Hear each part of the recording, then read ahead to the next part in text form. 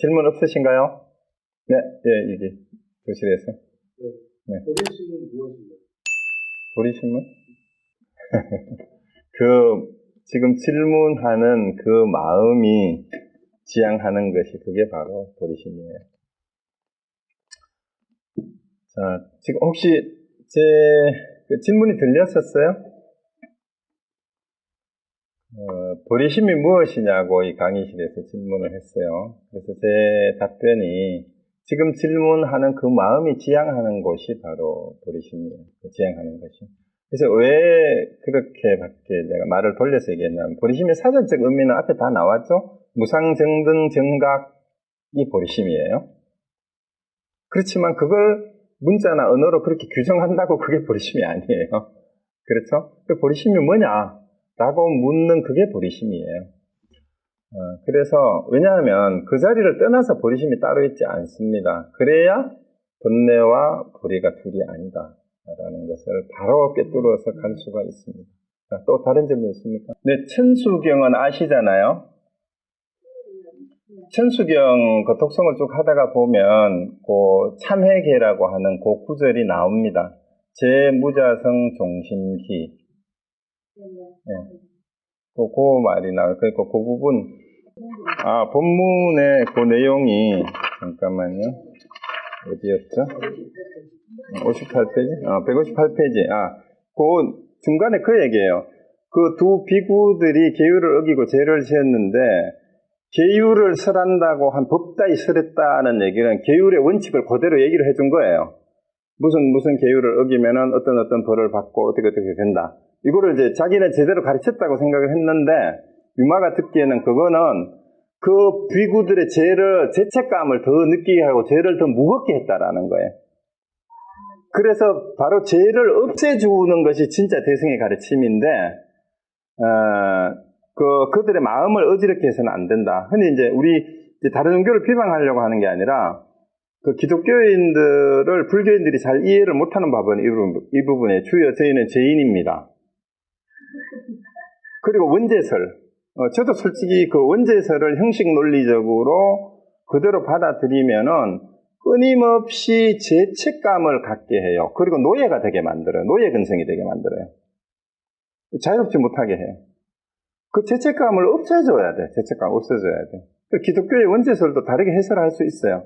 그런데 이제 그 반발하는 사람들의 내용이 그거잖아요. 아니 아담과 이브가 갖고 저게 선악과 따먹은 거 왜 자식들이 말이 안 되잖아.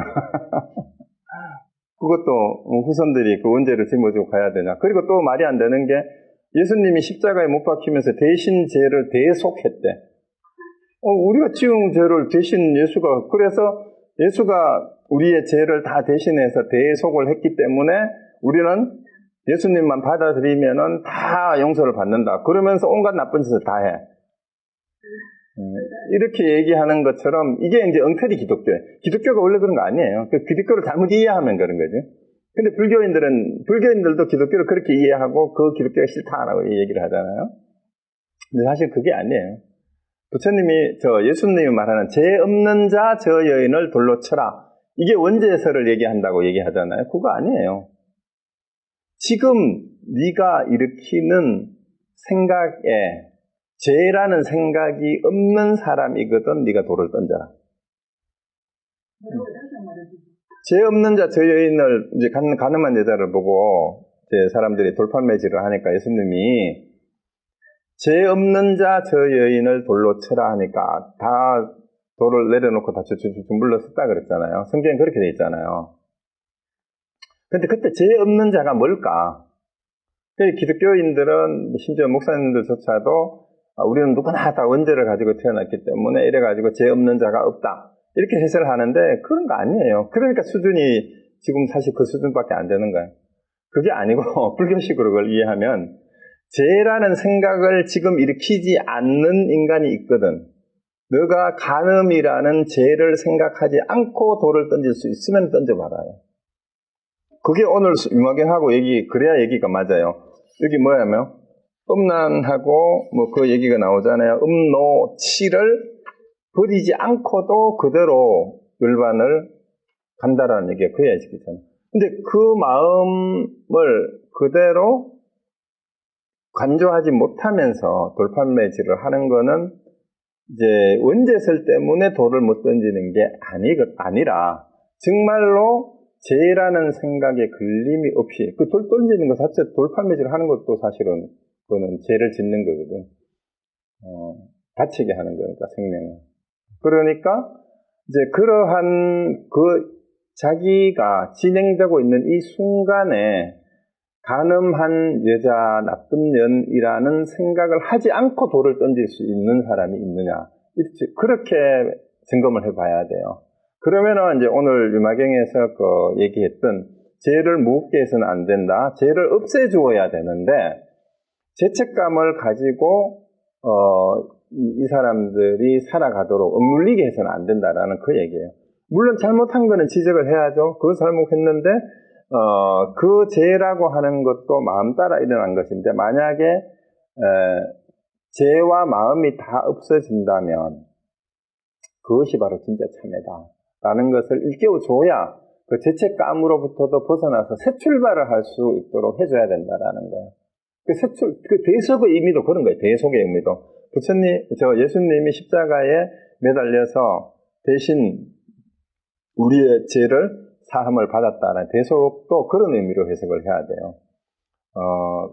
바로 우리 속에 억눌려 있는 죄책감으로부터 이제 벗어나게 진정한 그대로 받아들인 죽음으로서 영원히 살 수 있는 그런 길이 있다라는 것을 깨닫게 해주는 거죠. 그렇게 해서 죄의식으로부터 벗어나게 하는 것. 그것이 진정한 죄사함이에요. 그래야 되는데 그 수준까지 가지 못하고 자꾸 죄책감을 가지게 해가지고 죄를 더욱 무겁게 해서는 안 된다라는 얘기예요. 그래서 천수경의 가장 빛나는 구절이라고 얘기한 것이 바로 그거죠. 제망신멸 양국은 시증명이 진창이다. 죄하고 마음이 다 공하다라는 걸 알게 될 때 그게 진짜 제대로 하는 참회가 된다라는 그 얘기입니다. 그 마음을 완전히 전환하는 것. 그 참회하라 천국이 가까워왔느니라. 거기도 참회가 죄 지은 거를 뉘우치고 단순히 잘못했습니다 이런 뜻이 아니고 참회의 뜻이 뭐라 그랬어요? 메타노이아잖아요. 원어가 라틴어가. 메타노이아는 생각의 근본적인 전환이에요. 생각의 근본적인 전환. 완전한 전환. 그 생각의 완전한 전환이라는 것은 이 땅의 생각으로 그 세속의 수준으로 이 말이죠. 기독교식으로 말하면은 이 죄인의 생각으로가 아니라 하느님 나라의 사고방식으로. 그게 회개고, 이제 불교식으로 말하면 중생의 수준이 아니라 깨달음의 지혜로 마음을 완전히 돌릴 때, 그게 메타노이아예요. 그게 회개예요. 그럴 때 천국이 가깝다. 그렇게 용서를 해주고 그렇게 죄를 사해줘야지. 뭐 법적으로 너 무슨 짓 했으니까 처벌을 어떤 거 받고 나면은 땜빵 했으니까 예를 들어서 1년짜리 형을 살았으니까 너는 이제 자유야. 그 자유가 됩니까? 증과자라는 멍해를 평생을 살고 가야지. 그리고 죄 지은 건 없어지지 않아요. 업보는. 1년 형을 산다고 10년 형을 산다고 그거 없어지는 거 아니잖아요. 그러면 궁극적으로 세상에서는 그 사람이 벌을 받아야 몇 년 형을 무기수가 됐든 사형을 당하더라도 그걸로 죄가 사해지는 것도 아니에요. 또 그렇다고 그냥 사면을 해준다고 그게 죄가, 대통령이 뭐 사면을 해준다고 그게 죄가 사하는 거겠어요? 그것도 아니에요. 바로 종교적으로 궁극적으로 죄와 벌이라는 것이 또 마음이라는 것이 다 자성이 없어서 공한 이치를 알아서 거기로부터 벗어날 수 있게 해줘야 이 사람이 사형을 당하든 안 당하든 그 죄의식으로부터 벗어난 자유로운 삶을 한순간이라도 알고 깨닫고 제세상으로 가서 제대로 살게 할 수 있도록 해준다. 아니면 사면을 하더라도 그렇게 사면을 해야죠. 그래서 그 의미가 이제 계율을 지키고 또 용서를 해준다라는 의미도 그런 거예요. 아까 그랬잖아요. 원수를 사랑하라. 사랑해야 될 원수가 원래 없다. 이걸 알아야 된다라는 거죠. 너무 어렵습니다. 너무 어려워요? 그게 왜 어려운가 하면 현실 속에서 우리는 매일매일 잘못을 하잖아요. 그게 법적인 처벌까지는 안 가더라도 윤리적인 잘못을 매일 별로 안 짓는 사람 사실 별로 없거든요. 안 들켜서 그렇지. 남들이 안 뭐라 그래서 그렇지. 가족 사이, 부부 사이, 부모 자식 사이에서도 뭐 아니면 조금 화가 나면은 그 만나는 사람들한테 욕하고 아니면 마음속으로 안 들켰으면 시기하고 질투하고 미워하고 이런 거 늘 하잖아 우리가. 부러워하고. 근데 그때마다 처벌을 어떻게 받냐고. 그리고 그게 이제 바깥으로 말과 행동으로 표현되면 뭐예요? 그런 마음이? 말로만 하면은 그게 모욕이고 명예훼손죄고 협박죄고 이렇게 되고 그 행동으로까지 옮겨지면은 실제로 범죄가 되는 거예요. 형사범이 되는 거죠. 그런데 그것을 어떤 식으로 거기에 맞게 하나하나 처벌을 받았다고 또 그걸 안 하는 것을 지키는 것을 이렇게 지켰다고 그게 진짜 계율을 지킨 것이고 그거 죄사함을 받고 죄를 벌을 받는 거고 그런 게 아니라는 거예요. 궁극적으로 그것이 작은 것이든 큰 것이든 내 마음에서 일어나는 것인 줄 알아야 근원적으로 그러한 죄와 범죄로부터 잘못으로부터 계율에 대한 강박관념으로부터 벗어나서 진정한 자유로운 해탈의 삶을 살 수 있다. 그렇게 정리하면 되겠어요. 어렵죠, 사실 어렵죠.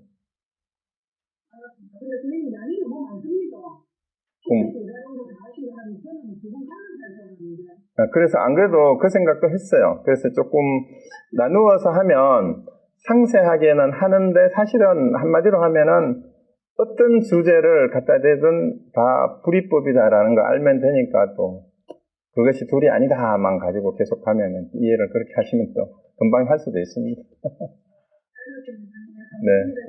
네. 또 혹시 질문하실 거 있으세요? 글쎄요. 저도 잘 모르겠습니다. 일단 앞부분은 그 불교에서 말하는 세계라고 하는 것은 우리의 오감을 통해서 인식된 것일 뿐이다. 여기까지는 경전의 말씀이에요. 그러니까 이제 거기서 하나 더 이해해야 될 게 그러니까 그것이 진짜 세계는 아니다. 라는 게 이제 불교의 세계관이라고 할 수 있습니다. 그 다음에 이제 외부의 객관 세계에 대해서는 불교에서 얘기하지 않았어요. 다만 우리가 인식하고 논의할 수 있는 것은 우리에게 인식된 것일 뿐인데 이제 예를 들어서 이제 그 극단적으로 가는 현대의 물리학적인 세계관에서는 대상 세계에서 관찰을 하고 그 대상 세계의 움직임에 대한 법칙이나 원리를 찾아내려고 규명하려고 하는 게 물리학이잖아요. 그게 일반 물리학이 됐든 전차 물리학이 됐든 뭐 우주학이 됐든지 간에 그러면 그러한 그 물리학적 세계관조차도 사실은 가설이에요. 절대적인 객관 세계가 아니고 그리고 그러한 이제 물리학적인 객관 세계라고 상정한 대상 세계조차도 새로운 관점과 또 새로운 관측 방법이 나올 때마다 계속해서 그 세계관도 자꾸 바뀌고 있어요. 네, 그렇기 때문에 우리가 지금까지 알려진 이제 물리학적인 외부의 세계가 없다고 부정하지 않아요. 불교에서도. 네, 부정하지도 그렇다고 그것이 이 세계의 완전한 실상이라고도 하지도 않아요. 네, 그래서 그 대상 세계에 대한 객관적인 그 원리를 규명해 나가는 작업은 우리가 계속해서 우리 인간이 해 나가야 될 어쩌면 과학적 작업이에요. 그런데 아직도 이제 알 수 없는 영역이 그렇다면 이제 개인적으로 아까 말씀하신 것처럼 내 개인이 오늘 이 자리에서 죽는다 하더라도 이 세상이 없어지는 건 아니죠. 내가 인식하는 인식 세계의 세상은 나의 인식이 사라짐과 동시에 인식 자체가 없는 거지 세상이 없는 거 아니잖아요, 그죠? 예, 그렇게 되니까 어느 한쪽을 옳다고 주장할 것이 아니라 이제 종교와 과학을 비교해서 상호 이해를 할 수 있는 부분은 있지만 그걸 자꾸 등치시키려고 하는 노력도 어쩌면은 이제 그 철학의 용어에서 범주착오라는 말이 있는데 그 범주착오를 우리가 많이 범해요. 예를 들어서 이제 불교 학자들 중에도 현대 물리학 중에서 그 이제 양자 물리학하고 최근에 이제 미립자 물리학, 소립자 물리학 이론을 자꾸 연결시켜가지고 불교가 과학적이다. 불교가 과학으로 자꾸 증명이 되고 있다. 이런 식으로 얘기를 하는 분들이 꽤 많은데, 이제 굉장히 뭔가 수렴하는 부분, 비슷한 논리 구조는 있지만, 근본적으로, 제가 생각하기에 불교와 과학은 다른 점이 있습니다. 종교하고 과학이. 그 차이점이 뭐냐 하면, 일단 세상의 학문은 모든 것이 가정에서 출발을 한 임시 과학적 진리는 그 가정의 전제 안에서 통용되는 확률일 뿐이에요. 그러니까 전제가 바뀌면, 가정이 바뀌면은 그 가정 안에서 진리라고 확인됐든 옳다라고 확인됐든 언제든지 뒤집어질 수가 있는 게 그게 과학의 세계입니다. 근데 이제 종교적 세계, 종교의 깨달음이라는 거는 그거하고는 좀 달라요. 종교의 깨달음의 전제는, 전제 자체가 가정 자체가 어떻게 수립될 수 있는가를 묻는 게 불교의 어떤 것이 네 마음이냐라고 묻는 거예요. 그러면 이 차원이 다른 얘기입니다. 그러면 이제 과학을 하는 사람들이 불교를 얘기를 할 때, 과학의 가장 기본적인 전제를 수립하는 것이 어떻게 가능한가 하는 것이 철학에서 말하는 아프리오리예요. 선험적이다라고 얘기하는 것은, 예를 들어서 옛날에 어떤 철학자가 비유를 잘못한 게 있는데, 예를 들어서 시계를 만드는데, 시계를 만들기 위해서 뭐가 필요합니까? 부품도 필요하지만 그 전에 설계도가 필요하겠죠? 집을 지을 때도 건축가가 집을 짓기 전에 설계도가 필요하잖아요. 그래서 사람들이 이 집이 있기 전에 집보다 더 선행하는 게 설계다. 그래서 이 설계도가 집보다 선행하는 선험적이다 설명하는데 그거는 선험을 잘못 이해한 거예요. 그 대표적인 오류가 바로 기독교의 지적 설계론이 그런 오류를 범하고 있어요. 이제 기독교에서 창조과학을 주장을 하다가 그게 자기들끼리도 너무 모순이 되고 말이 안 되니까 나온 이론이 지적 설계론이잖아요. 이 세상에 창조한 이 세상의 창조설을 주장하려고 하다가 보니까 뭔가 이 세상이 이렇게 돌아가도록 하려면은 그거를 설계한 어떤 존재가 있어야 되지 않느냐 하는 게 지적 설계론인데 선험적이라는 건 그런 의미가 아니에요. 그래서 그걸 설계한 분은 이 세상의 모든 것에 선행하는 앞서는 분이고 절대적이고 이래가지고 그 선험성을 하느님으로 비유를 하는데 그게 아니에요. 선험성은 그런 게 아니고 자, 이 세상을 설계했다고 합시다. 그 건축으로 비유해도 돼요. 자, 그러면 인간이 어떻게 설계가 가능한 능력이 어디서 왔느냐를 묻는 것이 선험적이에요.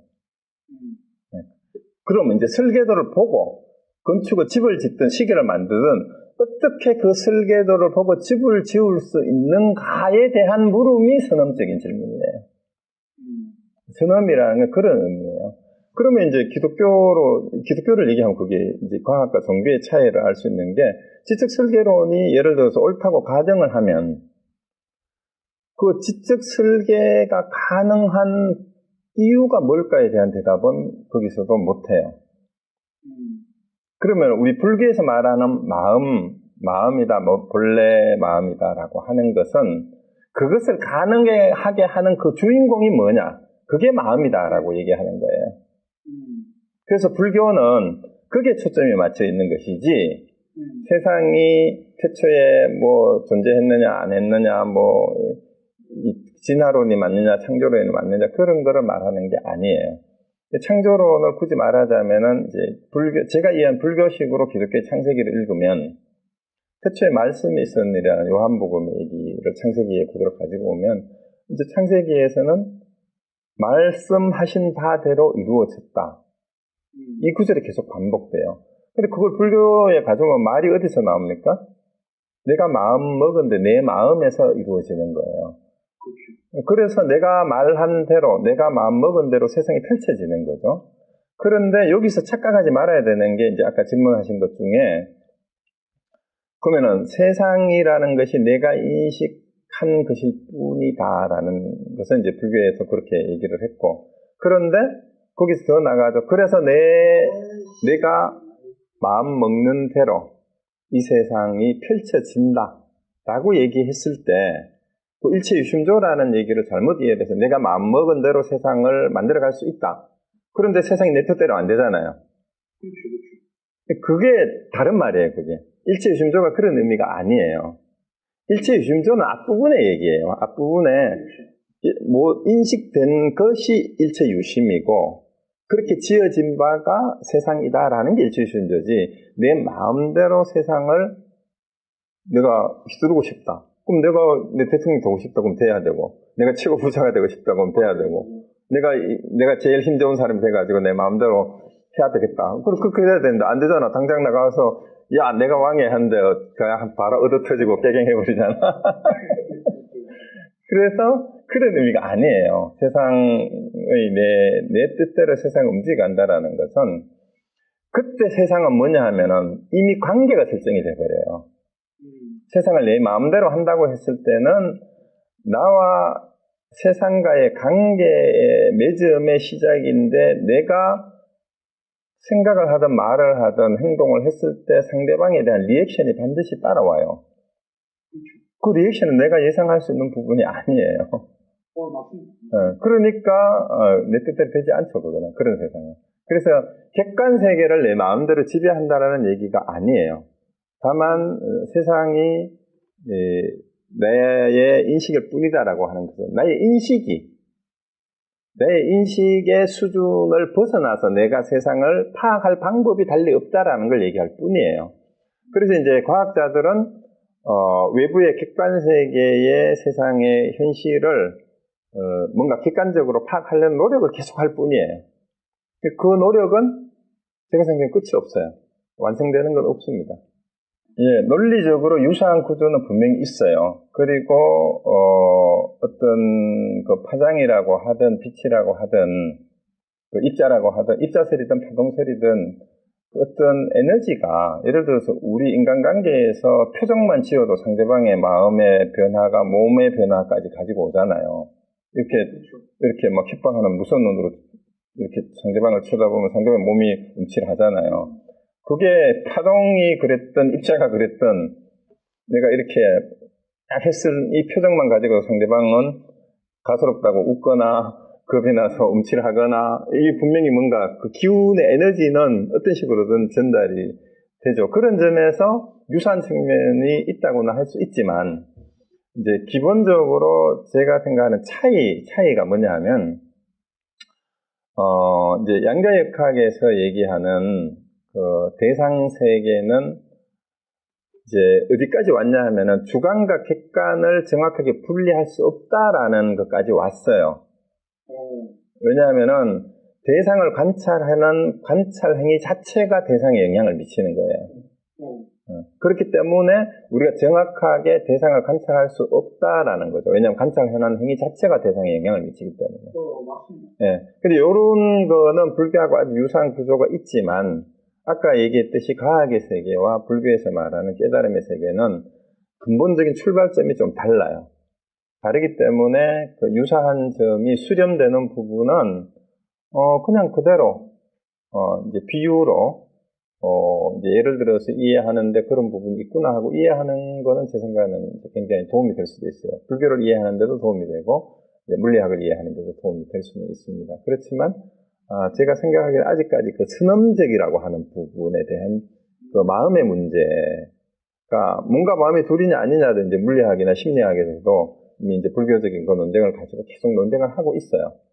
논쟁을 하고 있기에 아직까지 어쩌면 결론이 안 난 상태예요.